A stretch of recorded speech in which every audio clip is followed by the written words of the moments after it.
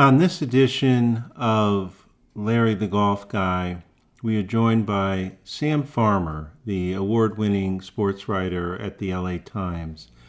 Sam has had a long and distinguished career. He's been at the LA Times for over 25 years.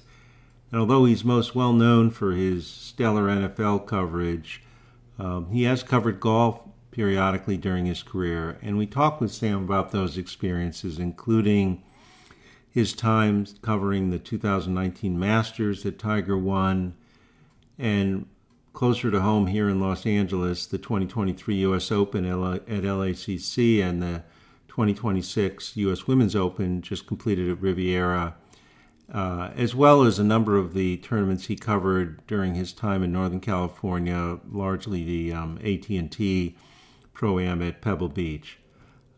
So we talk about all of that and what it's like to cover golf compared to his coverage of other sports. And we also talk about what it was like to play a round of golf with Donald Trump, which he did a number of years back before Trump became president. And also his time with Jim Nance up at Cypress Point and those experiences. So all of that and much more up next with Sam Farmer on this edition of Larry the Golf Guy. Well, welcome to another edition of Larry the Golf Guy, and I am so pleased to welcome to the program the great Sam Farmer, who, of course, has been with the LA Times for a quarter of a century and is best known for his NFL writing, which he is superb at, but he has some golf in his background. We're going to talk a little bit about that as well. Sam, thank you so much for joining us today. Oh, thanks so much for having me, Larry. It's really fun. Great to see you and appreciate you having me on. My pleasure. So, as I like to often do with my guests, just to give our audience a little bit of context, grew up in the LA area. I think you graduated from La Cañada High School, if my notes are right. Went to Occidental College, so it's kind of a Southern California guy. What made you decide to be a journalist, and how did you come to that decision, and when did you sort of decide, hey, this is what I want to try to do for my career? Well, Larry, I really wanted to be a doctor coming out of high school. Okay. I don't think I knew what that meant. Like a lot of high school kids, you get fixated on something, but you don't really.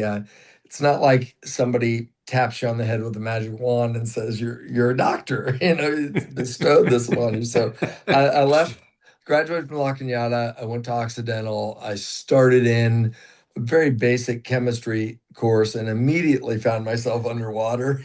And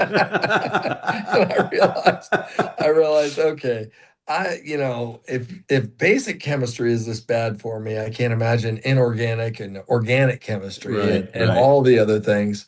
And do I really want to do this, or do I want to sort of say this and feel this and make my parents proud and do all those things? So I had that hard call with my parents and said, I don't want to be a doctor. I want to drop chemistry. And my parents, who were terrific, immediately pivoted and said, "You do whatever you want. I mean, you don't do this for us. This is, So they were wholesale behind me. Didn't know Hmm. what I wanted to do exactly. I always loved sports. I loved sports more than sports loved me. Okay, I understand the feeling. I I know, sort I of know the feeling well. end of the bench guy, but I did play basketball and a little bit of football in high school, and but I was passionate about it. And I love to write, but I didn't really stitch those two together until my junior year of college. And that's when Gary Klein, is still a colleague of mine at the LA Times, Oh, wow. um, he was dating my best friend's sister and later married her, and they've had a wonderful marriage for many, many years. Um, but I'm in my junior year of college, and Gary, who was in the Royals organization, he was a pitcher, Hmm. um, had sort of hit the ceiling there and come back to LA. It hit the ceiling at Double A ball, comes back to LA, and he's stringing for the LA Times. And Hmm. that's freelancing and going out and covering high school games where you get $50 and You go cover a high school football game, and you get, more important than the $50, you get a little byline story in the San Fernando Valley edition of the LA Times. Back then, the LA Times was very robust. We had all sorts of different editions, and Sure. we'd have 100 stringers out covering high school games. Oh, wow. Yeah, so it was. So Gary said, "I think I can get you essentially an audition. You go out and cover a game. They'll." I had no background in this, although I was an English major at Occidental. I could write it well enough, and I certainly knew sports. Um, but they sent me out to a North Hollywood High girls basketball game, and that's because it was a 3 o'clock game. So I had plenty of time before deadline. It'd be 4 paragraphs in the Valley edition of the Times. And I went out in a three-piece suit to this game, probably the last time I wore one of those, maybe my wedding, uh, and promptly fell asleep in the stands. And I was a college kid. I woke up to the final buzzer. I was groggy, kind of went down and scribbled out some illegible notes after talking to a couple of players, and I tried to jot down the individual scores. I drove back to the office where I was to write the story. We didn't have laptops at the time. And I sat in front of a blank screen for probably 4 hours, just looking at by Sam Farmer.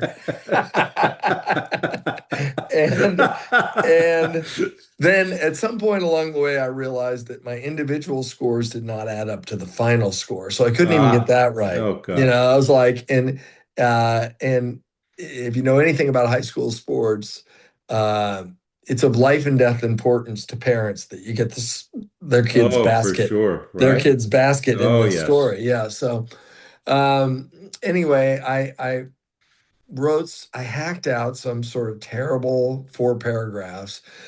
Next morning, it looks nothing like what I had submitted, and they said, "Don't call us, we'll call you." Oh And boy.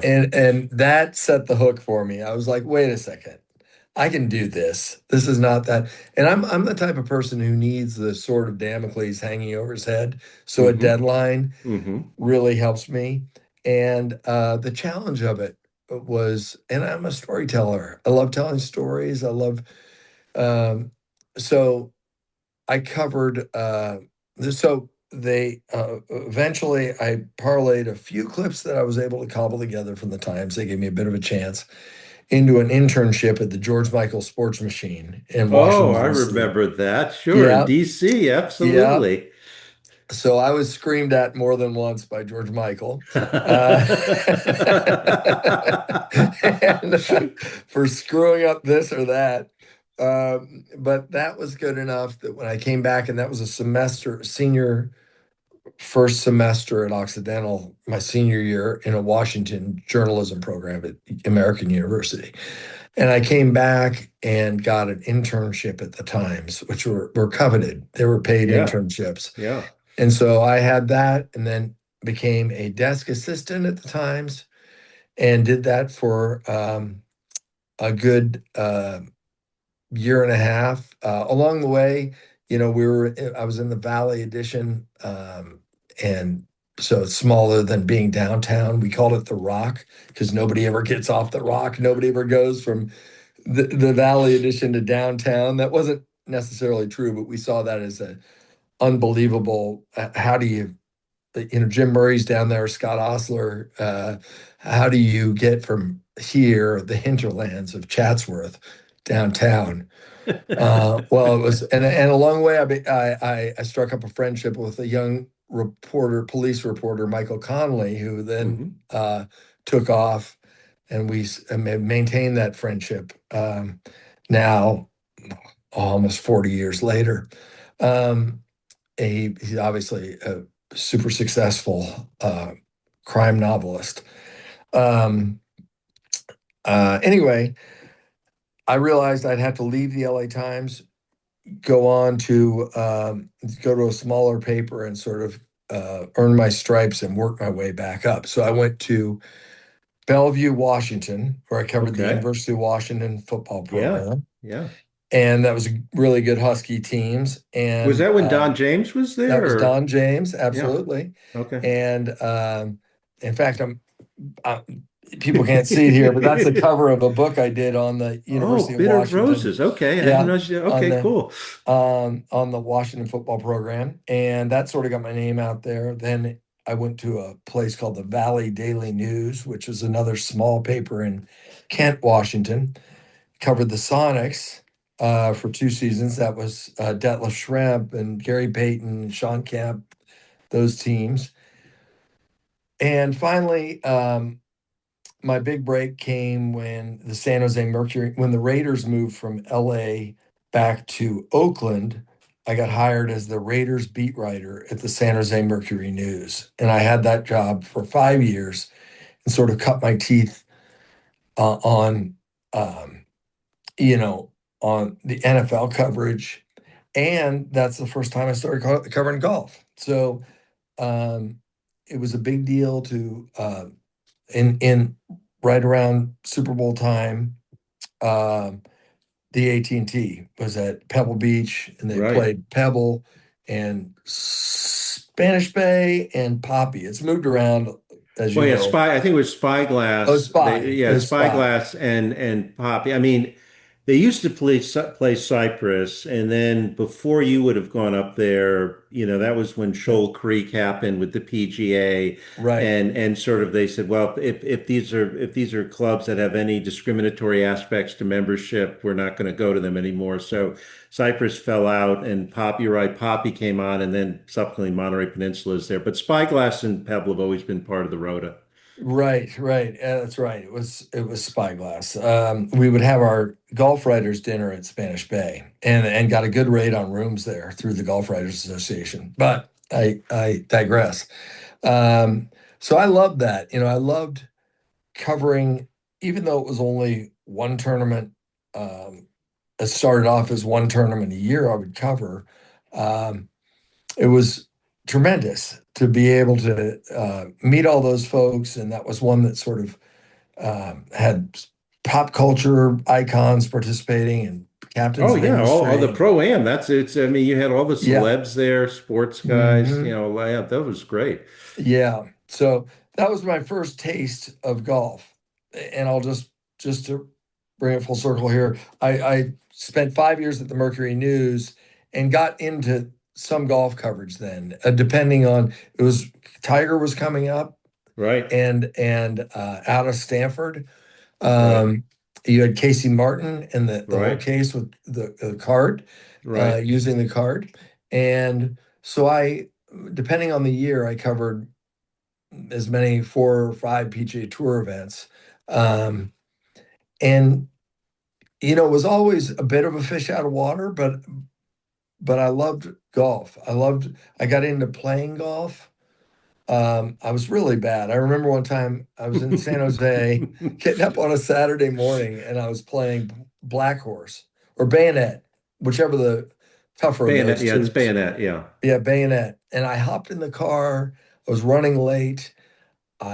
I'm driving my San Jose Mercury News car with like a Mercury News banner, Mercury foot of Mercury on the side of it, 90 miles an hour down from San Jose down to Fort Ord, pull in, grab my sticks out of the trunk, run over to the tee. Just made my tee time, and I started 8-8-8-8. Oh my God. Oh God. Oh God. But no, there were some great round. And the great thing about being a golf writer is they would keep these courses, they'd reserve them for Monday. Right, So I, right. I would get to play the course. CBS would say, "Hey, do you want to play the course on Monday? We don't have a playoff." So the day after Tiger won at Pebble in 2000, I played the course, and it was miserable. Because it was, as just a hacker trying to hack your way around, or you'd lose it and run off the fairway. Everything would go off the fairway if I even gave it a chance to be on the fairway, and disappear in this tall grass, and it'd be hard enough to find it, let alone hack your way out of there. I But bet. I bet.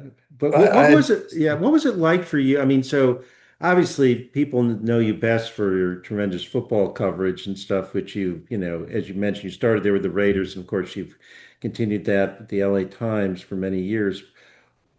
How would you compare covering golf to covering football and other sports? It's got to be really different, right?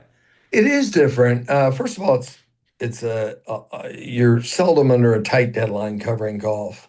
Um, you spend a lot of time in the tent or in the media room, Media center, yeah. in the media center, because you really can't cover a tournament being out on the course. You can early on in you're out there Wednesday for a practice round, or you walk the course Thursday and Friday. But once it starts, um, once the leaderboard starts taking shape, it's like a track meet. You need to be in front of a TV watching. Um, and I found that even an average golf interview um, was better than 90% of the NFL interviews in terms Wow. of Wow. how sort of introspective the, and these are sort of independent contractors. So Right. Right. they can speak freely. In the NFL, the team mentality is such that guys aren't going to go stray too far off message. Sure. And especially if you're covering the Patriots or something where guys were really looking over their shoulder and panicked. I mean, Bill Belichick used to get his team together. He'd get a stack of newspapers and he'd say, well, let's see what our experts had to say today. And then he would read the quotes from the players back Wow. to them and Wow. humiliate them Oh if a God. guy said anything that was remotely. I remember a guy, Brandon Merriweather, not to get too deep into football here, but No, that's Brandon okay. Merriweather, the safety for the Patriots, first round pick, had said he loved practicing against Wes Welker because he was one of the best slot receivers in the league. And Bill Belichick tore him a new one and said, how would you know who the best slot receivers are? You haven't played it down. So even something as innocuous as that. Well, in golf, I felt like the guys could really, uh, speak their mind or tell you or talk about their vulnerabilities. And it was a really interesting time. I felt like there was a match I covered. It was the end.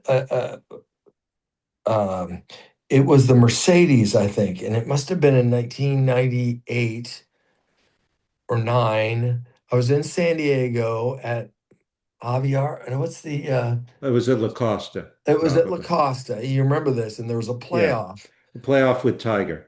a playoff with Tiger, and was it Right. Peter Jacobson or who was No, I the? think it was Tom Lehman, but Tom Lehman, exactly. Gosh, that's amazing, Larry. You're incredible. This is I'm like into golf. I mean, this has consumed way too much of your mind. We're talking about almost well, see, 30 this is years the ago. advantage. I don't have to Yeah, remember all the tax law being retired from right. Latham, right? I can fill it with Exactly. all the Yes. golf stuff. So, Yeah. So Jaime Diaz and I were the only two writers out there on the tee, rain coming down. right, it I've was got raining, right? video of me walking with Tiger down the middle, and he had this tremendous shot. Um, Yeah, it was a par three. He gets up there. yeah, Lehman hits some okay shot, and Tiger hits it like stiff. It's yeah, like, it's wet, it's raining, and it's a yeah. long par three, and he just boom hits it right against the flag. Yeah. So if you look at that video, you'll see a young Sam Farmer with Wow, actually I'm going to dig it dark out after we dark finish. Huh? hair. I'll send you that dark hair walking next, just behind Tiger, but the way the camera was, it had us parallel, had us shoulder to shoulder as we were walking down.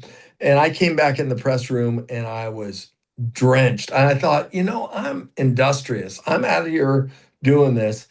And uh, and all these guys are in the press room. And then I realized, oh, wait a second.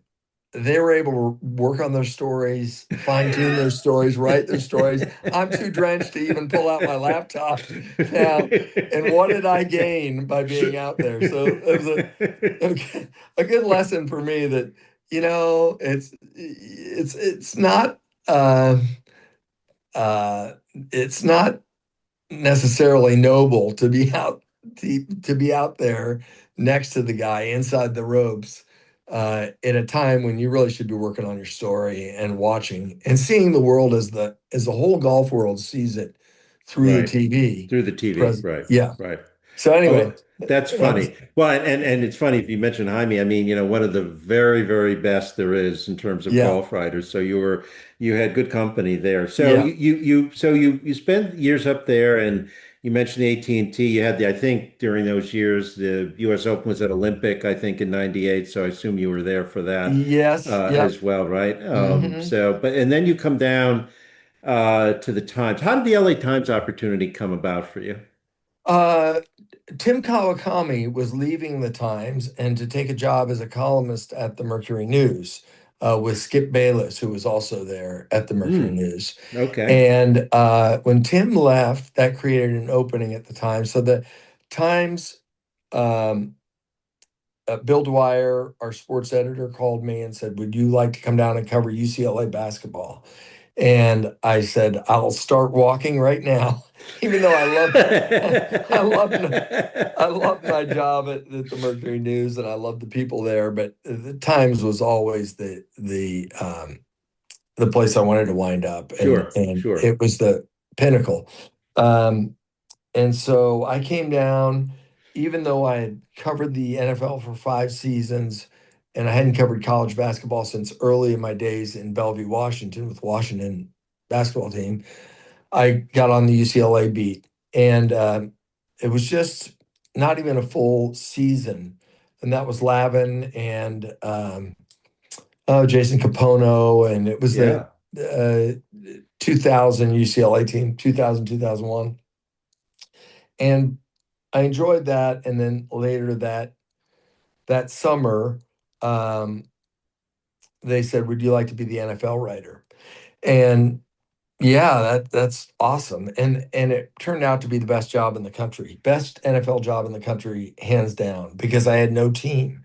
right. So I could go to whatever game I wanted. I could go wherever I wanted. I could go to the Thursday night game, the month Sunday game, and a Monday night game in a week. So I traveled more than any writer in the countries that covered the NFL, and it was it was awesome. And the league cared deeply about how it was portrayed in Los Angeles. So I had a I lot bet. of Right, opportunities, right, whether it was traveling with Paul Tagliabue and later with Roger Goodell, and my biggest story was not any particular transaction. It was what team is going to move to Los Angeles and where are they going to play. So it was covering right. that stadium derby, and it was amazing. I mean, when the Rams and then the Chargers moved to LA, people said to me, "I bet you're really glad to get a team." And I said, "No, I'm actually not." So now I'm one of 32. I mean, Right, I'm. right, It's great they moved here and everything, but and it's been tremendous for LA. We're coming up on our second Super Bowl here in right, LA. right. But as far as my job, that allowed me to distinguish myself and um, you know uh, just got to know owners and got to know some of the I covered a ton of Patriots games, got to know Tom Brady well, Peyton Manning Yeah, very well, yeah, and I'm sure. it's the heyday of the league. So um, but that really didn't pick up golf again until probably 2019. Right. Um, And we're going to get that, I know, because you went to yeah. Augusta for Tiger Scene. But I have to sort of, one thing in the interim there, you weren't covering it, but I have to ask you about your round with the star of The Apprentice. Oh, yeah. So this is probably around, I want to say, 2005, I think. Yeah, it was. So how did that come about playing with Donald Trump, and what was that like? Yeah. So what I remember, it was probably it was either a Thursday or a Friday night. I got a call from Dave Morgan, who was my assistant sports editor. And he said, hey, I can't do this. Can you fill in for me? How'd you like to play golf with Donald Trump on Saturday morning? And I said, yeah, that sounds great. I mean, I knew uh, about Donald Trump. Of course, he was a celebrity, um, and it sounded fun. And he said, and it was at Ocean Trails, which he just purchased, which Right, later became Trump National. right, And I thought, oh, it's probably some sort of press junket or something, and it'll be a group, and maybe you'll play a few holes with each right, right, foursome or whatever. right. So I go down there, and it's there are four of us, Trump being one. So I'm in a cart with Trump, and then there's a PR guy from the PGA, not the PGA Tour, but the PGA, and then the Club Pro for Motion Trails. And so it was a surprise. I'm riding with Donald Trump, and we had a fine conversation. He was telling me about the course. He kept saying, "This is this is better than Pebble. I think this is better than Pebble." If I this course, and I thought I said, well, I mean, Pebble does have 18 holes, I but was there's going to two say, so holes right, for people who aren't from here, we had the slide where I think the last two holes sort of slid down, and so it slid wasn't into even the 18 ocean. holes then, right? It was Yeah, only exactly. 16 holes. Right. Exactly. So yeah, he kept saying, "Oh, wait till we put in the fountains." Like as soon as we put in the fountains, and I thought this is nuts. But it was fun whenever we played, and I think I've established that I wasn't not a good golfer at all. But you get hot, you get strokes, Sure. whatever. You win Yeah. some skins. Right. I wound up winning $10 off of him. Well, so we're squaring up in the pro shop. Now we're gonna have lunch too. He is under the impression that I'm writing a story about the course, I think. I'm not going to disabuse him of that. Uh, I am under the correct assumption that I'm filling in for my buddy who's gonna, yeah. So, and this is not an age of there were not widespread phone cameras or Right, anything. So it right, was right. just Yeah. like, so we go into the clubhouse, and we're squaring squaring up, and he has two fives, and I I'm taking the fives from him, and I can feel the slightest amount of surface tension as his thumbs are not quite They're not relinquishing the releasing fives. the bills. Yeah. Okay. And I kind of pull them away. And then I said, I just announced to no one in particular, I just won $10 off Donald Trump. And there's this pause, and he kind of looks at me and says, I got a supermodel girlfriend and a private jet. I'm not doing so bad. I thought, wow, wow. Uh, but then we go and have lunch. I remember there was it was funny. There was a uh, bridal shower, bridal shower going on there. Bunch of young women all dressed up took over this whole sort of conference room of the club. And they realize that Donald Trump's there, and they're all on Twitter. Everybody's like, Sure. Oh, sure. and they said, "Can he come in and say something to the new couple?" Or I guess it was all women, but he goes in and he gives a gracious little, says a few things, and says, it's a beautiful bride and bride to be, and um, Roger is a lucky guy and whatever. And I'm standing off to the side trying to sort of portray myself as a bit of a bigwig. So I'm having no power or authority there. I'm sort of tapping my watch and looking at it as if he's going to listen to me. But, I thought, oh, I'll pretend like I'm kind of a big deal. Then we go in. Now I'm just having fun with this. I don't know. This is like, if you, I obviously there's no idea that this guy's going to wind up being president. Um, so then we're having lunch in this very nice sort of Spanish style restaurant at the club. And and it's Donald Trump and his secretary and me. And his secretary, I didn't watch The Apprentice, but she might have played a role in that. Um, because she was taking notes, and he said, tell chef, everybody is, pro was just pro. He called him pro. And the chef of this place, he just said, tell chef, there's too much soup in these bowls. Like the bowls are too big. We need smaller bowls and less soup. Yes, Mr. Trump. And she's taking notes.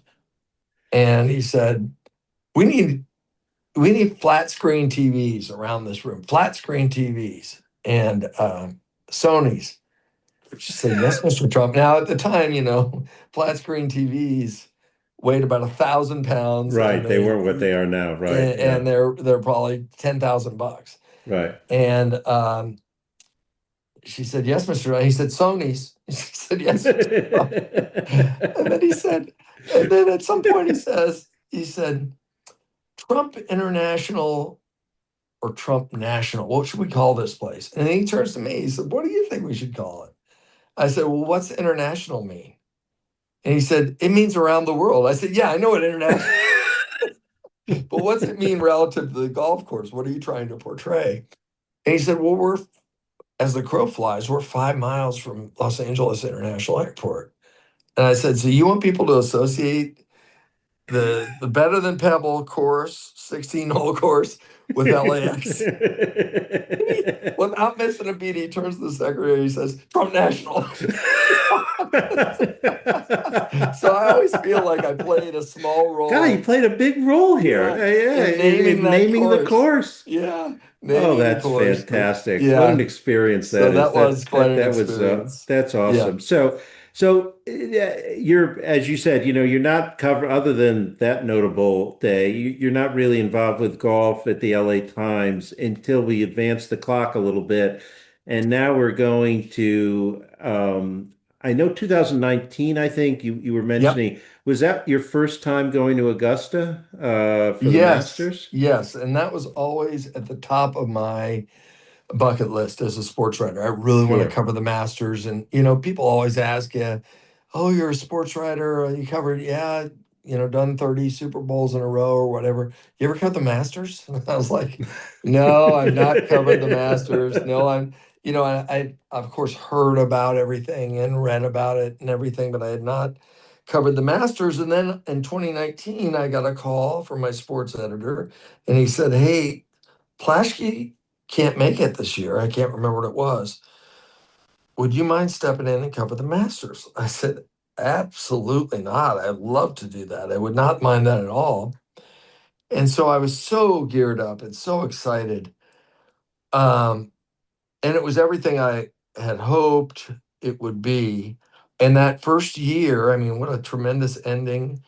Oh yeah, you were And there when Tiger wins. I yeah, mean, and not only that, but I was right before the credential at the Masters not only gets you into this over the top, gorgeous, media center, right? unbelievable media center, Yeah. but also you can go in the men's grill, you can go in the restaurant on the balcony, sit out on the Oh balcony and wow, have Jack wow. Nicklaus at the next table, Yeah, Gary Player over to your left, and you're ordering off the same menu, and you're on the veranda sort of looking out over the oak tree and then beyond. right. The big oak, So right. it gets they treat the press so well there.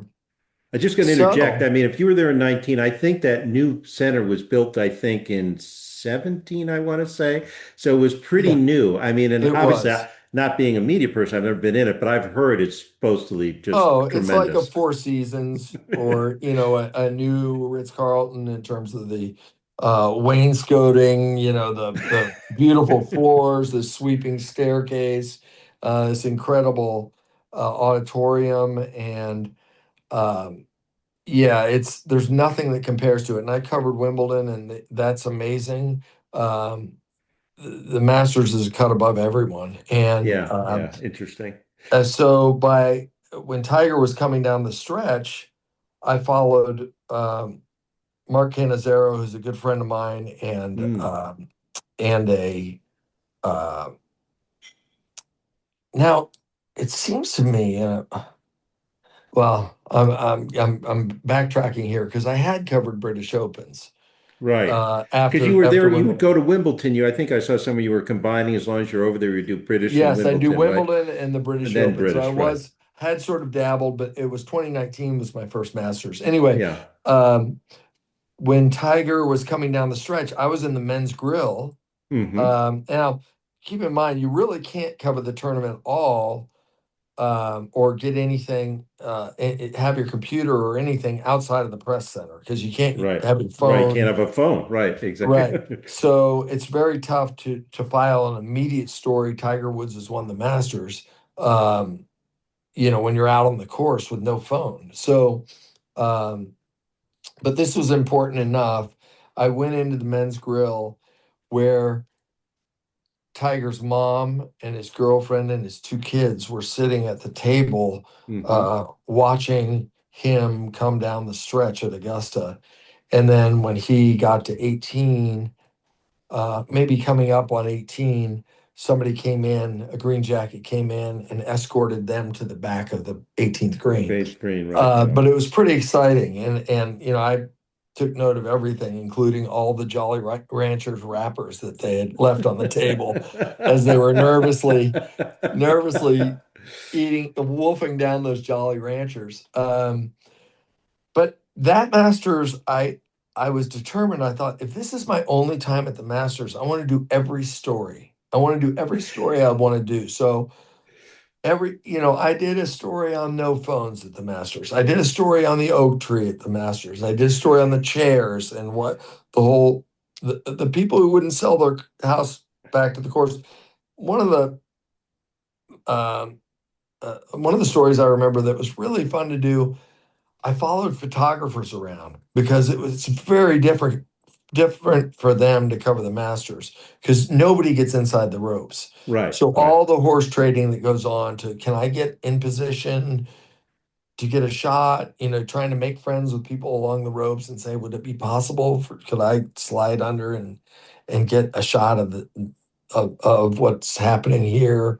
Or these secret little stations they'd have on the course inside the bushes, painted green, but they you could upload photos from there. Oh, So yeah, interesting. so they could upload photos. I mean, secret, discreet, not secret that the masters didn't know. They know they established them, but areas where photographers could go and quietly upload all their photos.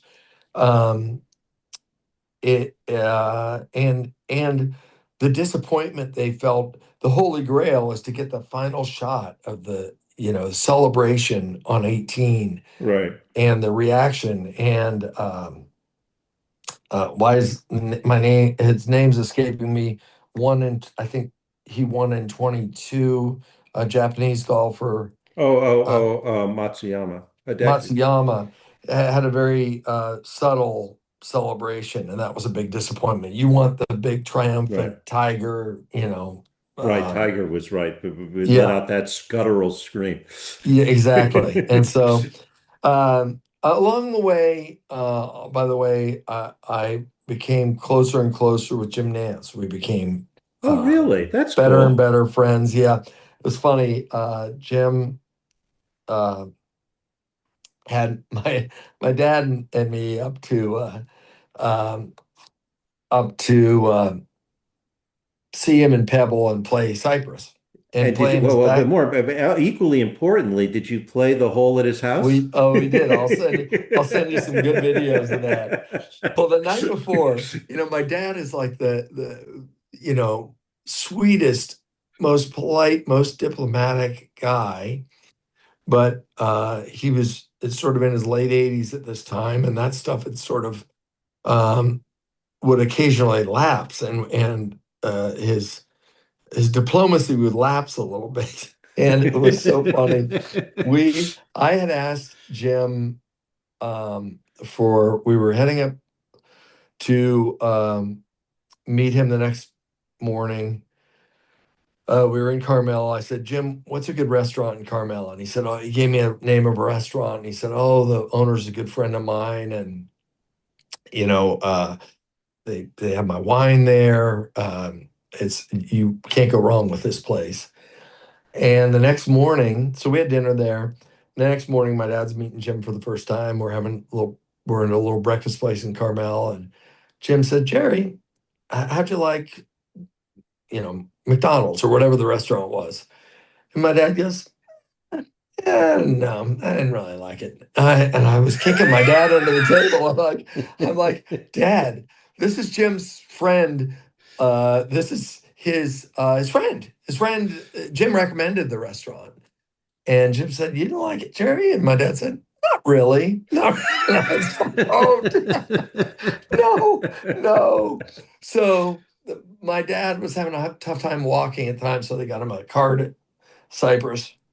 And on every hole, Jim would meander over to the cart and he'd say, what was it, Jerry? Was it the service? He was like a dog on a sock. He wouldn't let it go. Oh, that's hilarious. Yeah. That's But hilarious.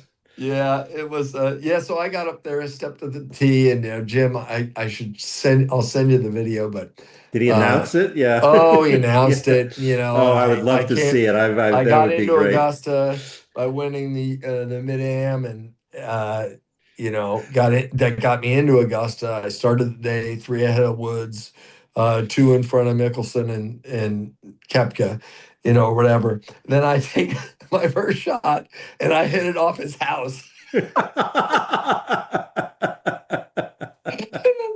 then the next one, and then he's laughing, and then he keeps trying to announce it. And my next one, he said, got a bit too aggressive with his next swing. And that ended up in the gallery. And then the third shot, he said, it was like a worm burn. He said, trying to keep it below the wind. So it was really fun. What a That what was a a great what a great great time lifetime. that He is. is that guy is the best. It was so funny. Everyone, yeah. I had Dan Hicks on a while ago, who knows him obviously very well, and Yeah. he and everyone I know who's ever crossed paths with Jim has nothing but the best things to say about him. Yeah, so genuine. He is exactly how you would want Jim Nance to be. I mean, he is really a terrific guy, and so well respected and beloved, and normal. He's not. That's awesome. That's Yeah. awesome. So Let me turn a little bit to sort of local stuff and kind of advance the clock a little bit because we sit here in LA, and the USGA has sort of been visiting us a bunch lately for some of their biggest tournaments. So yeah, the 2023 US Open, which I want to talk about a little bit, obviously was a notable one, but we sit here with the great triumvirate of George Thomas courses, LACC North, Riviera, and Bel Air, and all three of them have been hosting. Bel Air does a great job. They don't have quite the facilities to host, like a men's U.S. Open, but they've had the Curtis Cup, USGA Women's Amateur, of course, U.S. Women's Open at Riv this year. We got the Men's Open coming, but this all sort of started this recent streak here of USGA stuff on the West Coast, which I know they love because, of course, they get the prime time on, especially on the Saturday. It's East Coast, prime time because of the time change. But let's talk for a second about the 2023 U.S. Open because the LACC North or LACC generally, I guess both courses, is this mystery for most people, yeah, not just nationally, but locally. I mean, people whiz by, as you know, on yeah, Wilshire, not even cognizant of what's on both sides of the street there because it's pretty well yeah, hidden, which is the north and south courses. And, Sandy Tatum, of course, famous USGA president, was, dying to have it at LACC, and I think they voted it down in '86, and it's famously private course, but with the help of people like Dick Shorts and Fred Terrell, and they got it done, and they had the Walker Cup there. as often the USGA has a little likes to have a little trial event beforehand. They had the Walker Cup in 2017, and of course the Open in 2023. So what let's talk about that. I mean, this was like a big deal of opening the doors Yeah. of LACC. What did you, I mean, I know you covered it. What was your thoughts at the time and even looking back on it? Yeah, absolutely. As you know, Gary Olson, my father-in-law was a member at Right, LACC, and so I had gotten to play it and be around those folks and get to know some of those folks before the long before the Open, and loved a lot of the folks over there. But it's a complete mystery to people, and they didn't know what the course looked like, and that created a lot of opportunities for me to tell the story of the course and sort of right. what around it. Um, and even the logo, I mean, I always wondered if you're an LACC member, it has to be jarring to see that logo everywhere now, where it was used to be, um, if you know, kind of thing. Yeah, totally. And Right, that, yeah, right, and then everybody's wearing that right, logo. right, right. Um, but we were able to, one of the opportunities that presented the fact that people didn't know the course is they let us out with a drone, us being the LA Times, with a drone. We got to drone every hole, and then I wrote commentary on with by interviewing people, and Dick Shorts really helped me there, and a lot of the people you mentioned um, walked me through hole by hole, and that would turn out to be a very popular thing. Won an APSE award for uh, sort of innovative journalism, telling the Oh, story cool. with a That's drone. Yeah, cool.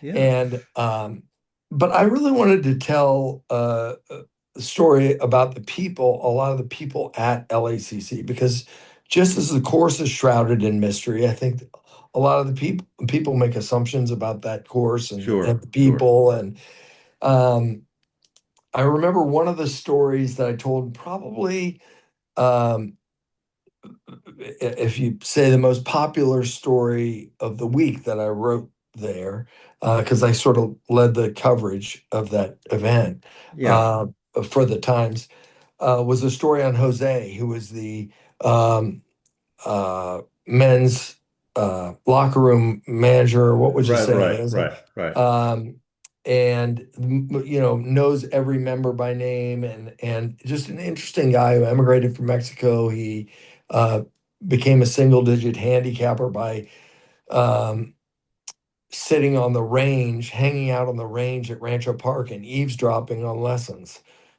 Somebody was getting a lesson. He couldn't afford to get a lesson himself, but he would eavesdrop and um, improve Interesting. his game that way. Yeah, And that they have that story framed in the locker room because I think people like to you know, you can do the macro, but I think people really like the micro stories, that those yeah, tiny little inside stories of a slice of life type stories. But I mean, it was an amazing event. I think it made a ton of money for yeah, yeah, probably reset the standard yeah, for what the USGA can make, and I'm sure people have their various opinions of what kind of open that was, but I thought it was pretty amazing. And that piece of land is unmatched in terms of where it's located and how large it is. yeah, Um, but yeah, so um, that was a really cool event. And then the Women's Open, just covering that at Riviera last month, maybe was it last month? Maybe two yeah. It months was ago. last month, and I know you Wow. had a piece talking to. I'm trying to remember her name. Is it Shannon who does the setup Oh, right. for Does the the setup? USGA? I mean, John Bodenhammer does it for the men, but she was doing it for the women. And Yeah. I mean, one thing that I really appreciated because I was out there every day for the Women's Open with in my SCGA role was one of the things about golf over the last 30 years is the explosion in distance because of technology. There's a Hmm. lot of talk about the golf ball, but it's really a lot more than that. I mean, the club head size, when you have 460cc driver. I mean, the Titleist Performance Institute down in Oceanside has this wonderful display in the front where they have these drivers lined up for the last 30 years, and you can just see it growing every year. I Yeah, mean, they're now like what's Super Bowl rings.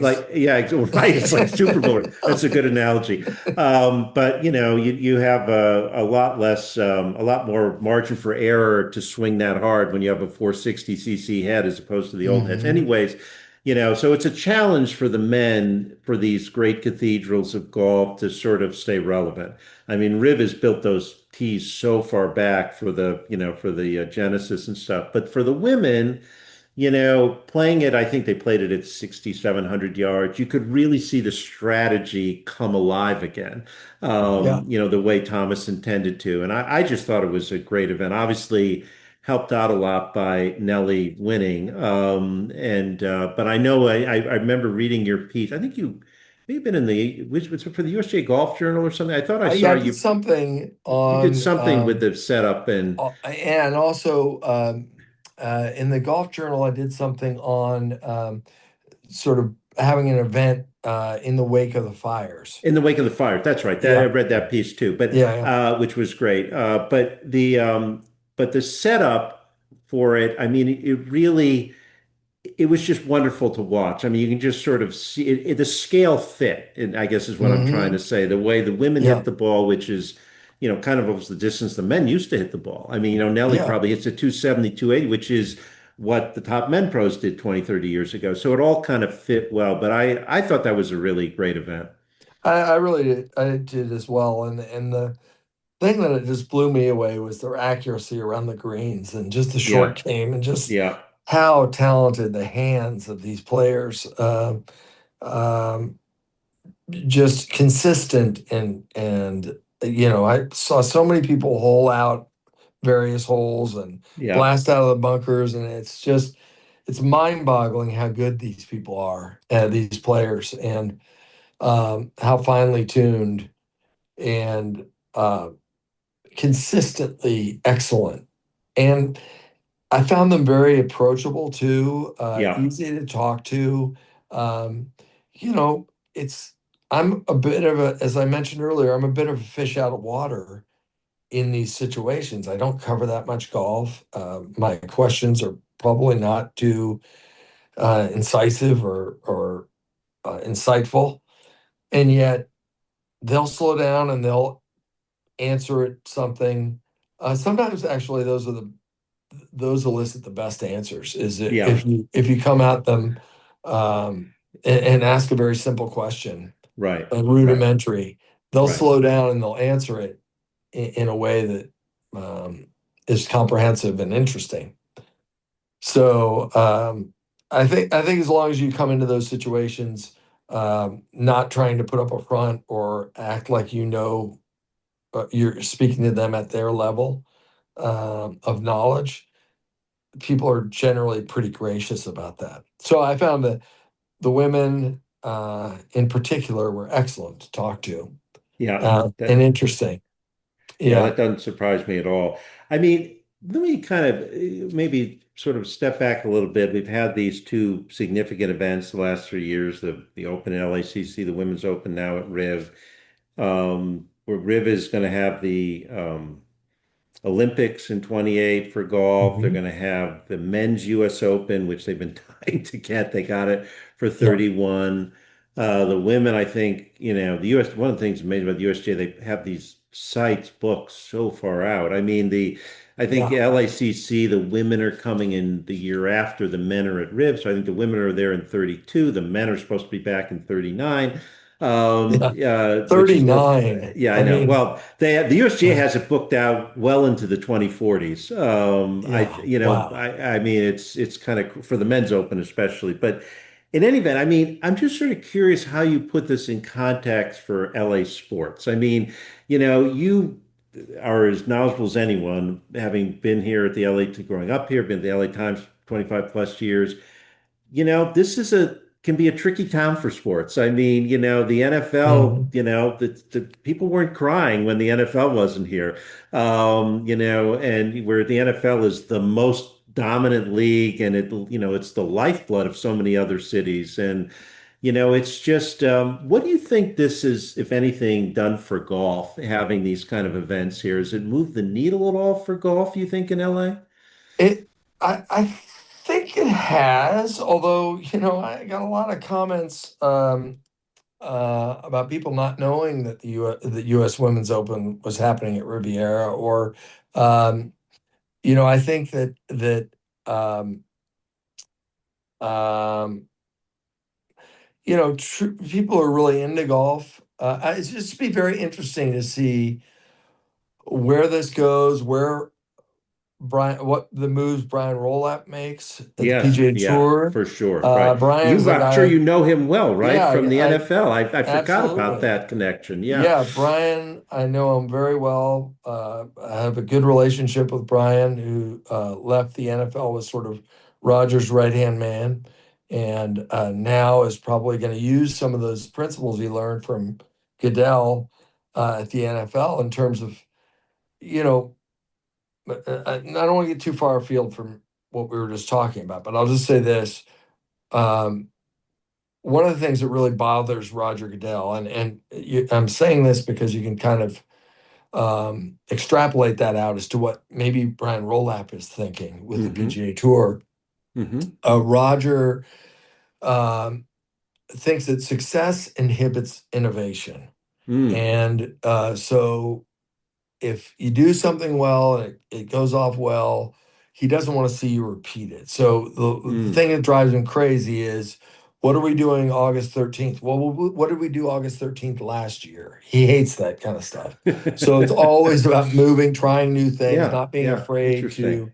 to. And I think that, and I wonder how Brian Rolap's going to do that, whether it's reducing the field of these events, reducing the number of events, the scarcity, um, whether it's eliminating some tournaments, what it means for broadcast. But back to LA. Yeah, Um, I think it can only help to have these events in Los Angeles. And I think the center of gravity of sports has, in the past 10 years, shifted to the West Coast to a large degree. And I think that's the investments of Stan Kroenke yeah, with SoFi, Steve Ballmer, and what he's done with the Intuit Dome. You have yeah, the Olympics here, you have the World Cup games here, the uh, you know, a lot of times the West Coast was an afterthought. yeah. And I think having these major golf events here, when I, what was the stat? And you could tell me, I think I wrote it last month, but this is the first time in how long that there's been a US Women's Open. It's never had one in LA, right? There's never No, been one in well, in LA. fact, no, right. And even the men's open. I mean, so when it was in 23 at LACC, and this is hard to fathom given that we're the second largest media market in the country. Yeah. 75 years had passed Wow. when, I mean, so the last US Men's Open was 1948 at Riv, won by Ben Hogan. Part of what ended up, Riv being called Hogan's Alley. And of course, there's the Right. famous statue of him up there, near the practice putting green. But it's amazing. 75 years passes before it comes back again. And it's funny. Mike Wan was, who's very dynamic, who's the CEO of the USGA, was on the 18th green at Riv, and he was recounting how many years it had been. He says, "We won't be waiting that much to, to come back again," which, of Right. course, we know because they're going to be back in 2031 for the U.S. Men's Open, and then Yeah. 2032 for that. But it is amazing. You're right. It just sort of buttresses your point. I mean, it had been a long, long time. It was just totally absent from LA. And the ideal weather, the Right. beautiful, the beauty shots of Los Angeles, the outdoor sports culture of Yeah. Los Angeles, and the passion for golf, and a number of great golf courses in Southern California. It sort of boggles the mind that that Yeah. hasn't been part of it. Exactly. But I think it's part of the whole shift, as I said, the center of gravity. to Southern California, whether that's getting our second Super Bowl in a handful of years, or All-Star games, or and um, so yeah. I don't know that I have an answer for that, but I think it makes sense that you'd have big events here, big golf Yeah, events here. yeah. And I just, I'll get you out of here on this. I mean, I just because I sort of thought about the Brian roll-up connection, but I mean, he announced a couple weeks ago kind of preliminary outline of what he's thinking. I mean, there's some details to be fleshed out, but it is pretty dramatic changes. I mean, he's going to sort of almost have I'm trying to think what he used certain terms.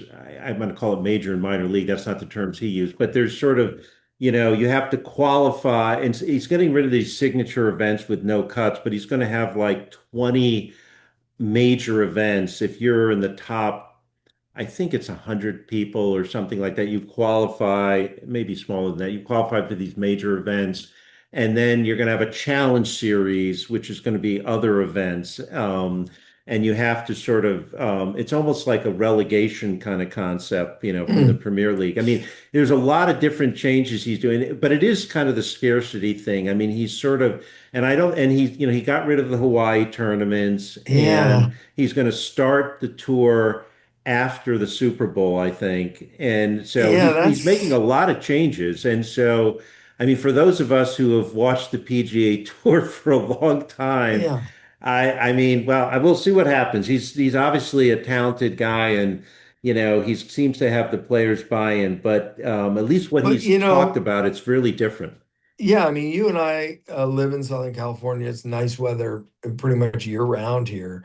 Um, but if I live in Michigan or Yeah, Minnesota and I want to vicariously enjoy the swaying palm trees a in hundred January, percent, a hundred percent. I don't know if that really helps to eliminate those tournaments. I mean, it'll be interesting and I'm sure, as smart a guy as he is, I'm sure he must have talked extensively to the networks and everything before, he tried, planning. Because I mean, from what I've read about it, he did sort of go to all the stakeholders, and obviously the TV networks are a big part of the stakeholders because those media rights generate a lot of cash for the PGA Tour. But I'm with you. I mean, growing up in, West Hartford, Connecticut, with the snow on the ground and knowing I was at least 2, 3 months away from being able to play, to watch, Walleye, the Hawaiian Open, Yeah, with those palm trees, or then, watch, Riv at, for the LA Open and stuff. I mean, that was really fun to be able to watch. And those I mean, obviously very different TV landscape back then, right? It wasn't so fractured. You just had the major networks. But I mean, we're going back now 40 plus years. But yeah, I agree with you. It'll be interesting that it's a lot of changes he's putting on the table. yeah, and you also think that well, a couple things. I think nature abhors a vacuum. So what fills that space? What Right, kind of goofy things are going to crop up potentially and right, fill that right. space? Because somebody's going to try to step in the breach there. Yeah. And also these, getting rid of a tournament isn't just getting rid of a few days of golf or something you watch on TV. These tournaments are impactful to communities. Hugely. I And mean, they bring yeah, huge charitable dollars. I mean, yeah, the PGA Tour, I mean, now it's a little different with PGA Tour Enterprises above it, which is not tax exempt, but it's a tax exempt entity. I mean, that millions and millions of dollars charity. I mean, I grew up, the Greater Hartford Open, now called the hmm, Travelers. I mean, yeah, Hartford is not LA or New York or Boston or anything like that, but people would turn out for that hugely. They yeah, still do, and it yeah, raises a ton of money yeah. for local charities and stuff. And that's true. You can go to, I'm blanking on the one that's Yeah, God, it's terrible. The one in Iowa, the quad, they used to be called the Quad Cities, John Yeah. Deere. Now, I mean, that's in a small community too. I mean, these, and that's been around for decades. I mean, they raise a lot of money. And so I kind of wonder what's going to happen in the shuffle here to some of those events. Yeah, that'll be interesting to watch, I don't think you can. I hope they don't change it too radically. That sounds like, um, but you look at the league with Roger Goodell. It's There have been dramatic changes when you think about what they've done with the draft and moving the draft around to city, and how the Super Bowl has grown, and it's become a year-round league. I would think that Brian is going to use some of those things that he learned at the NFL to try to grow the game of golf. So it'll be interesting to see if that's effective. It really will. So we will watch to see how that all unfolds. But Sam, this has been great. I really appreciate you taking the time. Just a lot of fun talking about all of this stuff. And as I say, the championship golf has been having a moment here in LA, and it'll, continue in the next few years with the Olympics and the USGA coming back in 31 and 32. So we'll see how that all unfolds. But thank you so much for spending the time with us today. Thank you, Larry. It was great. I really enjoyed talking with you. And as you know, as Jim Nance will tell you, I did win the U.S. Mid-Am to get into Augusta. I gotta see that telecast. I want to I'm see the sending it to you telecast. right now. Great. Thank you, sir. Thanks so much.